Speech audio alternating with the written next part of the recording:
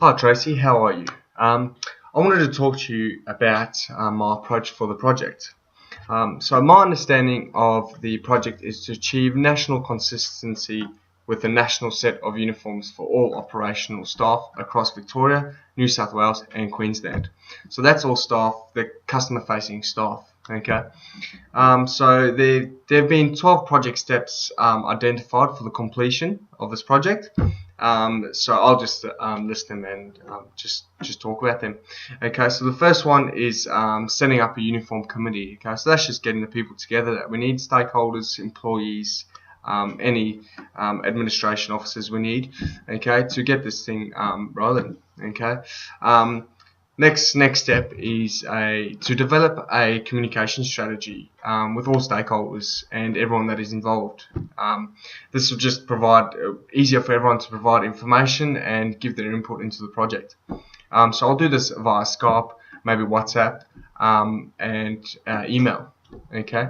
So the next step is determining work health and safety regulations for the uniforms, so such as fitting and this maybe the material need as such. So that will be something important to do. The next step is conducting a survey of employees on their requirements for the new uniforms, so such as material, sizes, fitting, and different types of clothing they would like to wear or different types of uniform they would like to wear. The next step after that would be sourcing of uniform vendors, so looking for a suitable distributor or supplier for the uniforms. Next one after that would be monitoring the budget. So do we do this weekly, maybe monthly, maybe only twice throughout the project? So I'll recommend we do it once a month, so at the end of each month, the last Friday of each month, and you'll see it in the progression dates as I've put there. So the next step would be to create a tender document for the rolling out of the uniform. Okay. So and then after that we'd have to distribute the tender document response time. So 2 different suppliers and to get the responses. So next after that, the next step would be to create a uniform policy and what is required for the uniform. Once that's done, we can successfully select a vendor or a supplier of who we choose, and then we would place an initial order for the uniforms. And then after that, it's just rolling out the launch date. So rolling out of the new uniform, okay, getting the old one back, rolling out the new one. Okay, so I've decided to put these steps in this particular order because I believe this is the most efficient way to complete all the tasks within this time frame we were given. For example, so the communication strategy needs to be put in place quite early in the project for it to be successful, and so we can all communicate information from the get-go. Okay, so another thing is the resources we need for the project. So these include the National Uniform Rollout Brief, okay, just so everyone has an understanding of what we're trying to achieve here. Uniform data from each state administration offices, providing details of the fittings and sizes for each employee, which will help us place that order and select a vendor.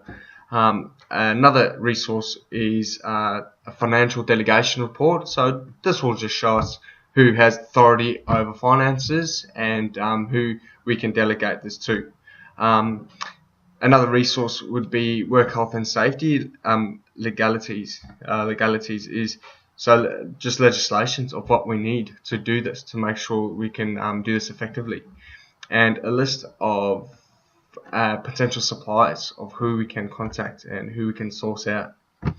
So I think to improve the project or the project plan, we just need a more detailed project budget. So a budget plan in place, so which could be more effective for the project.